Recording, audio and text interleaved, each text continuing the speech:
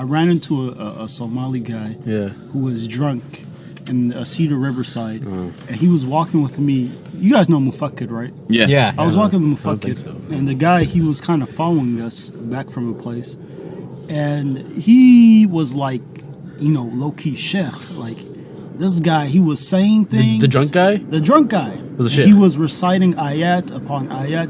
Allah doesn't want this from you. Wallahi. And he's saying this in Somali. And he's like, Allah said this in the Quran, perfect tajweed and everything, and he's saying it, but this guy is drunk off of his face, man. Oh God! Right? So I'm thinking to myself, like, subhanallah, you have to be really drunk to talk like this. Imagine this man wasn't drunk, but he was saying some real stuff. Unfortunately, he was drunk. Right? Allah. No, I've heard the one sheikh was telling me that one time he was I think it was Sheikh Ilyas probably. But he was saying he was saying that like sometimes you can go to like a bar and find like a Somali guy, and then start ask him to recite some Quran for you. He probably might be able to recite Quran. It's that Duxie, bro. Yeah. I mean, the Duxie did some good. I respect that. I mean, I respect the fact that the Quran is so ingrained in Somali community. the Somali community. It's something I really look up to, and I wish I was at that level. But it's kind of unfortunate when they're drunk. When they're drunk. It's just the country. You get introduced to stuff, man, and you just go mayhem. Don't know how to control yourself. But not to knock Somali people, because I mean, like I said, you're Somali. They make great. well, sure. Like I said, they make great pineapple burgers. Right? Pineapple. There you go. Hey, I think that's a great contribution to the world and to this ummah and to the United States. Dude, the ummah needs more pineapples, bro. Pineapple camel burgers is what they need. Camel burger pineapple. Yep. Yeah. I mean, imagine during the Prophet Muhammad's time, they had some burgers, they would be like, I think there would be peace, more peace from the mushrikeen's part. For real. They wouldn't have been a Badr. It would have just been like sitting around. Man, Abu Jahl would have been like, maybe he would have converted to Islam. Why was I fighting you guys this whole time? Man? You guys make some great camel pineapple burgers. You guys are great, But I think the biggest question would be, where'd you get the pineapple? Is Is this some kind of sorcery or Hey, something? I actually don't. Did they have pineapple? That would have proven that Allah is real to them. Like, There you go. that Prophet was a real messenger of God. If he brought that. Assalamu alaikum wa rahmatullahi wa barakatuh. I'm your host, Sadiq bin Abdullah, and we are the Midwest Muzzies. Everyone say Assalamu alaikum. Wa alaikum assalam wa rahmatullahi. I got my co-host with me here, Muhammad Hassan Aslam. Say Assalamu alaikum. Assalamu alaikum, guys. By the way, that first couple minutes you just saw there, that was the pothead Muzzies, not the Midwest Muzzies. Wait, stop! It's a podcast, bro. Astaghfirullah. All right, Bismillah, walhamdulillah, wassalatu wassalamu ala Rasulillah, Allahumma salli ala Muhammad. wa ala alihi wa sahbihi wa min wala. All right, we do have to introduce our two guests today. We will have these are going to be recurring guests on the podcast. Please introduce yourselves. Start with you, Salahuddin. Well, I'm Salahuddin. I'm usually the resident white guy, but I mean, I'm half white and half Yemeni, so it kind of balances out my Yemeni. So I think I'm still kind of too much. I can be a bit too much. Oh my God. And we got a very special brother here with us today. Alhamdulillah. Brother, you want to introduce yourself? Oh man, he's rubbing his hands. It's about to get real right now. Bismillah wa sallallahu ala Sayyidina Muhammad wa ala alihi wa ashabihi wa man wala. Ma ba'd. Assalamu alaikum wa rahmatullahi wa barakatuh, everyone. My name is Uthman. As pronounced in the Somali dialect of Arabic, Usman. I actually, Salahuddin, I didn't know you were half Yemeni. This makes us almost half brothers. This is great, though. I like this. I thought you look like Lebanese or. What? Oh, yeah! Oh my God! Okay, you just triggered him, man. What? Lebanese look totally different. I've been wondering what he was for the longest. Like just today, I was looking at this guy like I wonder what he is. Maybe Palestinian. I'm Yemeni. Okay. Wow. Okay. He's not from Hashem. No, but okay. you said you're half white. Yeah, I'm half. Oh, that makes so much. Okay. No, because then it balances. Because like, if you say you're full Yemeni, I wouldn't believe you. But because the Roman influence onto the Sham makes them more look more white. I mean, the Romans or something. I mean, there are white Yemenis, but most of them have Turkish ancestry. Yeah. But fun fact: one of the hypocrites during the time of the Prophet ﷺ, when they were going to do the Battle of Tabuk. They were the expedition of Tabuk to go up to fight the Romans. Mm-hmm. One of the hypocrites said, as in his excuse to the Prophet ﷺ, why he can't go. He said, "I can't go because the white women are too beautiful for me." Wow! All right, man. The fitna. The Munafiqeen, they never fail to show their true colors. Yeah. But the one thing that we can say is that the Munafiqeen back then they already knew the plot of Get Out. Oh my god! Nice punchline. You've been saving that one. Oh my god! Yeah. All right, guys. So today's topic, we actually we had a topic planned. all jokes aside, okay, yeah, Bismillah. But for real, I mean, today we actually did want to talk about something I think near and dear to the heart of every Muslim. I would argue. Inshallah, which is Jannah, and Jannat al-A'la al-Firdaus, Jannat al-Na'im. May Allah subhanahu wa ta'ala allow us to enter His Jannah in the Akhirah.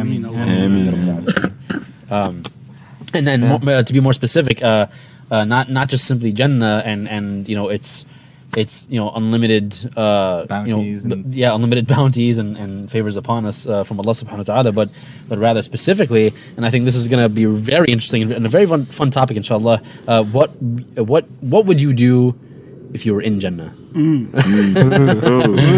I mean, like, think about it, right? Like, this is like literally an eternity, which is like far beyond the human mind and far beyond limited human comprehension, right? Mm-hmm. Like, we can't like just simply fathom that, but like, but think about that, right? Like, you have literally an eternity to do anything and everything that you want. Wow, you're giving me too much freedom here. I know, right? Too much freedom. First thing is that me and Sadiq are gonna go Super Saiyan. Oh yeah, for sure. Blonde hair, blue eyes, for sure. We should like discuss this from a multitude of perspectives. Yeah, definitely. We should start with what do we want to wear? Okay. I had a friend, Lebanese friend. We're going back to the Lebanese, right? Triggered. Triggered. I had a Lebanese friend once who I used to talk to, and this one time he told me, he's like, by the way, I'm like, yeah. He's like, what are you going to wear on Yawm al-Qiyamah? I'm like, excuse me? He's like, well, like what are you going to wear? I'm like, I'll probably like either be naked or be in my white kafan like that I'm like buried with. Yeah. And he's like, well, okay, well, I'm going to wear rouge because, it's in. What are you talking about? Stuff with Allah. I mean, naked, man. Naked. Man, but I mean, okay. I mean, like, what would you wear, right? Because I mean, like, for instance, we have certain. I was just about to say, right? Because we have certain things that are muharram for us in this dunya. Yeah. I mean, gold and silk. Yeah, like it. I mean, it wouldn't be muharram for us in the akhirah, would it? No. I mean, the silk and the gold for the men, etc. Those things that are prohibited for the men in this dunya. It is halal for them in the akhirah. Right. So, sure, you're going to be looking really nice. No matter really what you wear, it's going to be nice. Right. That's the whole essence of Jannah. Is everybody's going to be looking nice. You're going to have beautiful wives. Something that we're shy to talk about, but yeah, we're gonna have beautiful women inside of paradise, inshallah ta'ala. Inshallah. He said the hur, right? And he said about them hoodies, bro. So many things, so much things that we're gonna have in paradise. And something really cool actually is like the cool thing about having whatever in Jannah is like it like imagine like your favorite like thing to eat here in this dunya, right? Like let's going back to the pineapple camel burgers, right? For example, right? Like you can ask. I really love pineapple camel burgers. Look, I've never had one, I haven't so I even don't tried know. it. I don't know. Okay, we have to go all try it. Inshallah, we have to one day. Inshallah, We're going. definitely. Maybe after Jumu'ah sometime. But anyway, what was I gonna say? So I mean, okay. So imagine like, okay, you have a pineapple camel burger in this dunya, right? You can ask Allah Subhanahu wa Taala for the same thing in Jannah, but the cool part is it's going to be even better in Jannah because it's going to be a different kind. Because I was listening to a lecture from Da'i. I can't remember the name off the top of my head right now at the moment, but he was talking about like the blessings and the bounties of Jannah, and he essentially was pretty much saying the same thing, right? Anything and everything that you desire here in this dunya, you can have in the akhirah, but in the akhirah it's going to be so much better because it's on a completely different caliber, right? Yeah, so I think that's a pretty cool part too. I mean, speaking about food, also is like I remember hearing that there was that every time you take a bite of food or you take a bite of the fruit of Jannah, each bite is going to taste completely new and completely different than any other bite you've ever taken. That's awesome. In the entire time you've been Mystery you've been in flavored Jannah. fruit. Yeah, mystery flavored. Basically. I feel like what so would be like it'll be amazing and it'll taste different every single time you take a bite out of that pineapple camel burger. You know. I mean that, and just even a lot of other things that Allah has mentioned inside the Quran, like the beds that you're gonna have and your furniture. It's The rivers of wine. وأكواب موضوعة ونمارق مصفوفة وزرابي مبثوثة. All those things, right? Surah and all those, the beds, the lofty beds, Yeah. and the houses that if you were to look inside of them, you can see them inside out. Surah And Al-Ghashiyah, knows right? how they're Yeah. gonna, and you don't know how they're gonna, how that's, only Allah knows how that's possible. Yeah. But the whole point is, in Jannah, I think that, and people, they try to like compare it with many other things and say, you know what, just it's not. Am I gonna have this? Am I gonna have that? Who cares? You're inside paradise. Man, I can have whatever I want. Anything you want. you can have anything the you want. person that Right. in the lowest Jannah, he's gonna have 10 times as 10 much. times, and you can just ask for anything you want. Right? Yeah. Anything you want. I mean, what more do you want? Like, So I'm so sorry to cut you off. I was listening to a lecture by Imam Abdul Latif Finch, if you guys have heard of him, and he's pretty good. Check him out sometime. But this one time, he was mentioning all of this, right? And he was talking about like the bounties of Jannah and all the blessings and all the like the quote unquote material things that you could possibly and potentially ask for in the akhirah. But like the thing is that like here in this dunya, when we're like worshiping Allah, when we're practicing the deen, like what's kind of like the goal, right? Well, the goal is kind of like to connect yourself with Allah, to seek the divine, right? Yeah. So when you're in Jannah, you can ask for this materialistic thing and that, and pineapple camel burgers and whatnot, right? You can ask for all these things, but at the end of the day, that's like the way he was describing is that's the materialism of the akhirah, which is halal for you. It's permissible for you. You can have as much of it as you want, but at the end of the day, that's still not the ultimate goal, right? I mean, get Allah subhanahu wa ta'ala describes Jannah in the Quran, or obtaining Jannah, as al-fawz al-kabir, right? The ultimate victory. Yeah. But at the same time, though, I think something that's even more superior to that is seeking Allah Himself subhanahu wa ta'ala, or seeing Him subhanahu wa ta'ala in the akhirah, right? So like even though all those things are halal for us in the akhirah, it's still materialism in a sense. It's the materialism of Jannah, right? But like our ultimate goal is Allah. Zuhud Jannah. Zuhud of Jannah. Ya Allah, I don't want this. I just want you. No, but I mean, just like that. I think that's also something that really very profound to think about. Right? And, it's something that I've also thought about too. I don't really. This is, I think, my own personal thoughts. So but it's just our entire goal in this life. We worship. We want our goal is to worship Allah and get closer to Allah, right? Yeah. And if you think about the way the Jannah are structured, this is the way that Dr. Sheikh Yasir Qadi describes it when he was talking about Isra al-Miraj in his Sirah series. But it's like the Prophet ﷺ was going up. Was going up to reach towards Jannah, right? I mean, like he was going up through the Jannah to reach towards to meet with Allah above the seventh heaven, right? And so the thing is, like, we always want so if you have to go up, and like the lowest Jannah is all the way at the bottom and the highest Jannah is up at the top, right below the arsh, is the way it's described. And so we want to be in Jannat al-Firdaus al-Ala because we want to be with the Prophet ﷺ. We want to be with all these other with all the prophets, all the great companions. We want to be with them. But another reason why we want to be there is because that is right below the Arsh of Allah. Yes. Yeah. And it's the closest you can be to Allah subhanahu wa ta'ala ever. And so, like, that's one of the reasons why we want to be in Jannat al-Firdaus al-Ala. Not only to get all the great blessings and material blessings that are there, meeting all these great people and living life with all these great people. I mean, not life, but living eternally with all life these, in the akhirah. Yeah, we get what you're saying. But it's also to be closer to Allah. Yeah, closer to Allah. But the ultimate, like the brother mentioned, the goal or the ultimate reward is to see Allah's. Right. Yeah. Right. Mm-hmm. And you see Allah's face more and more often, right? I think I remember that's just absolutely incredible. I can't even be astaghfirullah. I can't even blows your mind. Astaghfirullah. Salafi aqidah. Astaghfirullah. Right.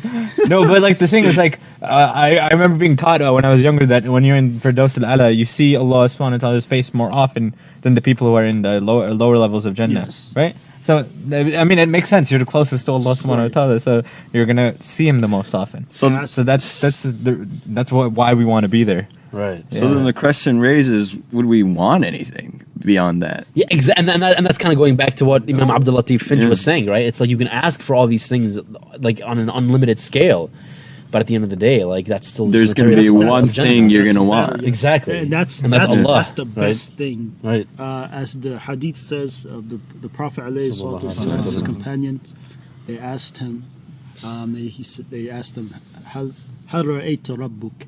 When the Prophet ﷺ, he went up to Isra al-Mi'raj, and he went and he seen Allah and he met with Allah.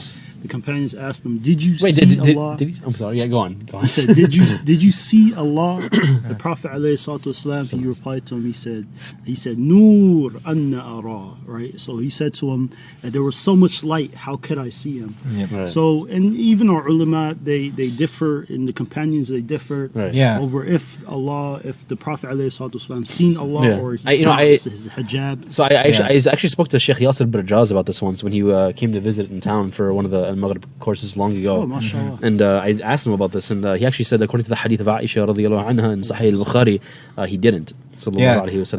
But there's another opinion. But there's other. Among the companions. Right. And I mean, those are the companions. This is the wife of Rasulullah. Right? I mean, and I'm not negating those other narrations. I mean, like that's those. Obviously we have to take those narrations into consideration as well. I'm just saying. I mean, this is what Sheikh Yasir Barjaz told me, and Allah subhanahu wa ta'ala knows best. Well, what we do know is that in further explanation of this trip that he made, that he's seen Allah removed his hijab. In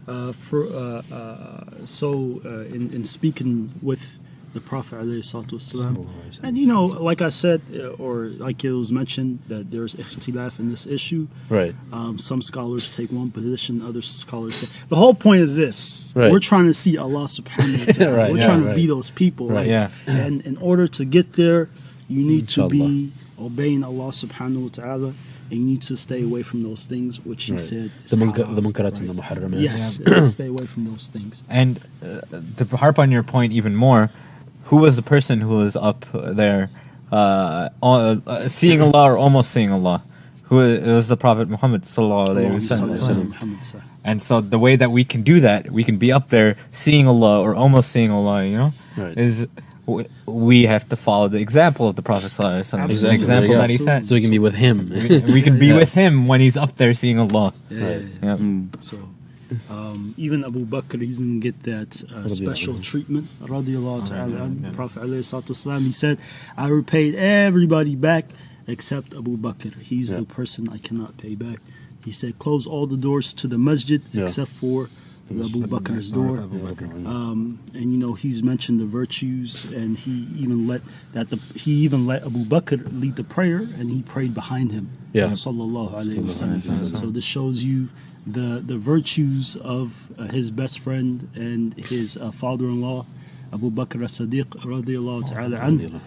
And for us to get that type of title, the Ridwan of Allah subhanahu wa ta'ala, we need to be obeying him and following the commands and the athar of the Prophet alayhi salatu wasalam. Right. You know, we could talk about Jannah in and out. You know, we can do that. And believe me, we'll be here all the way, I don't know, till Yawm al-Qiyamah, just talking about what's in Jannah and all those things. There's many things to discuss, but the most important thing, if anything, for anybody to take out of this is to obey Allah subhanahu wa ta'ala to achieve those things. Submit. But you know, Submit. submit, that's it. You know, because the only thing you can really do is just submit to Islam. And, you know, just 'cause that's the only way you'll be saved. That was So, Rami Youssef, like right? that. Yeah. That was so clever. I loved liked it. it. I'm not even really a person who even likes, you know, comedians like Yeah. that. Yeah. But he was was pretty great. slick, right? I couldn't have done it any better. Yeah. He That was actually did a amazing. nice one, pulled a nice one. Mashallah. But Back to the I mean, topic. but yeah, no, I think the reason why you do want to speak about Jannah though, and you do want to bring it up, because our goal is to get closer to Allah, and part of that goal is to get into Jannah and get His pleasure and be treated with His pleasure through Jannah. But like the reason why we mention it is to bring that love for love for Allah, and like the amount of mercy and amount of blessings that He gives us, absolutely, by giving us even a chance to go to Jannah. That's an ultimate mercy. The narration states that all the mercy that you see in this dunya is just one part out of the 100 parts of Allah subhanahu wa ta'ala's mercy, and then Allah subhanahu wa ta'ala is saving the other 99 parts of His mercy for us on Yawm al-Qiyamah. Alhamdulillah. We need that. And that shall be facilitated by none other than the intercession of Sayyidina Rasulullah sallallahu alayhi wa alihi, when he makes his sujood, and I'm sure everyone listening knows the infamous hadith. Famous. But, the infamous, right? Which means great. Well, famous. Famous. Is it infamous in a negative way? Okay. Famous. You want to? Yeah, we know what you're talking about. we get what you're talking about. Slip of the tongue. I just wanted to make sure nobody else gets it wrong. Right. Slip of the tongue. Anyway, what was I gonna say? So you know, a brother. It was actually Azhar a couple of years ago.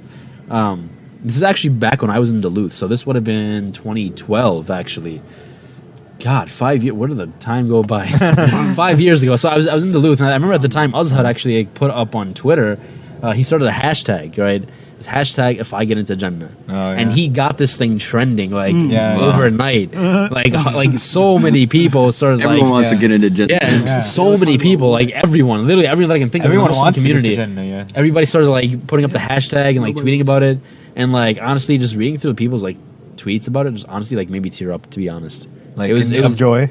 It was like just very emotional, you know, just like, you know what I mean. And like I remember some of the tweets that I put up, if I remember correctly, it was 5 years ago, so my memory's kind of vague. I feel like I kind of slightly remember this, but I remember I put up, I said, you know, hashtag if I get into Jannah, I would like to make sujood with the angels around the arsh of Allah subhanahu wa ta'ala.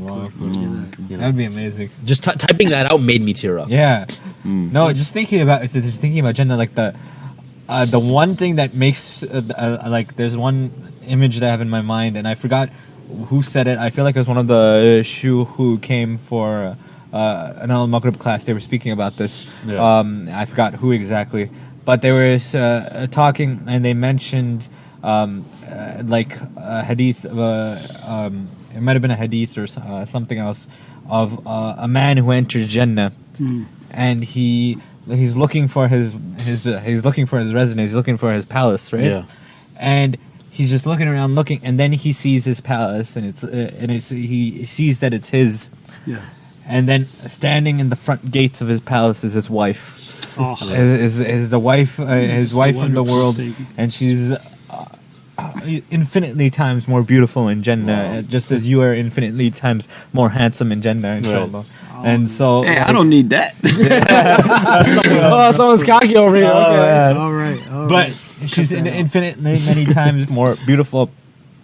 That the man just from out of pure awe and shock at her beauty will stand there with his mouth open for I think it was 100 years, just staring at her. Subhanallah. Allahu Akbar. And that just makes me like stop and think. Like, imagine that. Imagine having so much happiness and so much beauty and so much like joy and mercy, is that you can just stand there for 100 years and not care about. You don't have to worry about time. Time is not like. I know time What is is time, man? Time is just a construct. but Time is nothing. Time doesn't And you exist know- in Jannah, you know, but it's just exactly. like Beautiful. It's so I think we need to realize, like, people don't realize that. Like, look, today, if I was to say, hey, look, guys, let's do this podcast until Yom Al-Qiyamah, like, you're tripping. yeah. We can go on and on and You're like, on man, without get even out my realizing car the time. right now, you know? Yeah, like I'm Right. sorry, bro. You'll Well, say we that. gotta replace you. But in Jannah, there's no appointment you gotta get to. There's none of that. You can do this all Nobody has day. cancer. Nobody is sick. Yeah, Nobody has problems with speech. Nobody is, has none of that. You don't have any of that. Nobody's tired. Your breath doesn't stink. None of that. You don't gotta go to the bathroom. You don't have to sleep. None. Some people they say like, if I was in Jannah, I just want to sleep all day. What? You've been sleeping in the dunya for like. You were sleeping in. But the thing is, the beauty of Jannah is that Right. you can.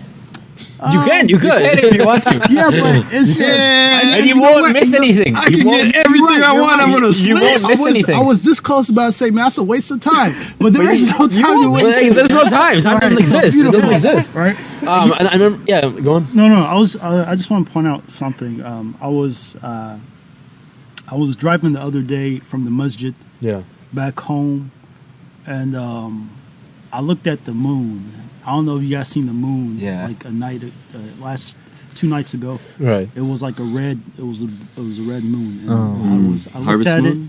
it, maybe, and I was very scared. Like fear entered my heart. Like I was so scared, and you just imagine the Qiyamah, right? Yom al Qiyamah, and those sorts of people and the examples that have been laid out to us in certain ahadith. What is that? Man comes. Is that a bug sitting on my phone? Oh my God. The man comes. Yes, and that then is. The Prophet alayhi salatu wasalam, right? All right. So what do we do? I think you just gotta open the door and just slap it out. All right. And then walk it up. Send it to Jannah. That's No, not it's it. not. What the heck? That's like a. That's like blueberries or something, man. We're not in the forest. We're No, you know in the what middle it of this neighborhood in Columbia Heights. here. It's from a tree. All That's right. the leaf thing. All right. Anyways. That scared me. All right. Okay. All All right. right. We became hunters and gatherers. Real No, quick. no bugging around here, man. I don't like bugs. No Yeah, bugging. I was actually just thinking, and the beautiful point that was brought up about Allah's mercy, because this is the only way we're going to enter into paradise Yes. is Allah's mercy. Right. We do not enter by our own deeds. We enter by His Right, mercy. a person who's brought before Allah subhanahu wa ta'ala, and he says, يَدْخُلُ الْجَنَّةِ بِعَمَلِكَ, and he says, enter into the paradise because of your deeds. And the man has he has a bunch of bad deeds, right? So much bad deeds. And he says, Ya Allah, what deeds? What deeds? What are you, I don't see, where? But the Allah subhanahu wa ta'ala, he says to this man, he says, because one night you were sleeping, and you were having a hard time sleeping, and you kept on turning from side to side, jambin ila jambik. Yeah. And then he said to him, you were saying Allah, Allah, Allah. Because of your remembrance inside of your sleep, Dhikr, Allah yeah. subhanahu wa ta'ala says, enter into the paradise. Allahu Akbar. Subhanallah. I mean, because we can always try to do things, but you imagine there's that there are people that we look at today and we're like, man, that person, I don't know where he's going, but he may be the one to be enter into the paradise, subhanAllah, right? Yep. Because of something maybe he does that's good, right?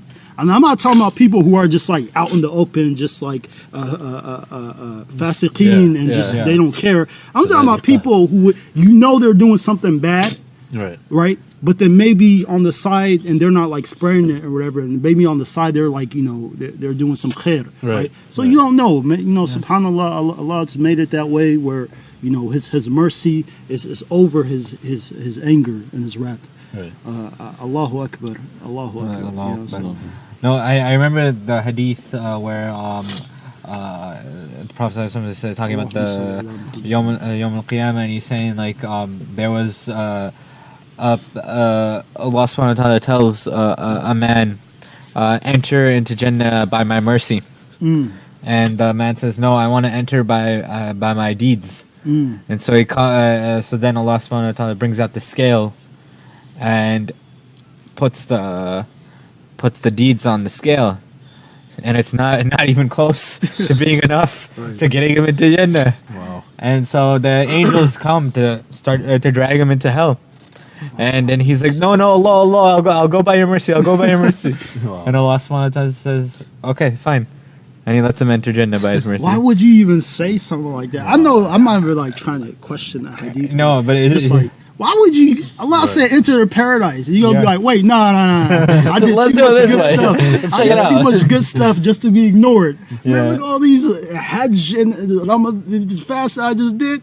I would have kept keeping mouth shut. I'm like, you can throw that away. I want to Like, get in. exactly. Yeah. Keep your mouth shut and just enter into paradise. all right? Take what you can get. Take right? that. just get in there, okay? Yeah. Right. I actually like speaking about those instances where those people who they may be seemingly to enter into the hellfire, but they end up going into paradise. Another one, famous one, was the person who was dragged out of the hellfire, the two people, and one of them, and they were to get a drink, and Allah subhanahu wa ta'ala, he said to both of them, go back into the hellfire. One of them rushes back into the fire. Wow. The other one stands there and he says, and then Allah asks him, I just told you to go back. What are you still doing here? And then the man says, I'm paraphrasing obviously. Right. The man says, well, because I've heard so much about your rahmah inside the world, I thought that you weren't going to allow me to go back in there. And Allah subhanahu wa ta'ala allowed this man into the paradise. The other one who rushed back in there, Allah brought him back out and he said, why did you go back in there when I just told you, and you said that you were complaining about how rough and tough it is? And then the man said to him, because Allah, I was disobeying you in the world so much, and I thought to myself, maybe this one time I can obey you. Allahu Akbar. Wow. And Allah entered them, he said, enter into the paradise, right? And those people who are dragged out of the hellfire to enter into the paradise, they're called al-masakeen, Jannah.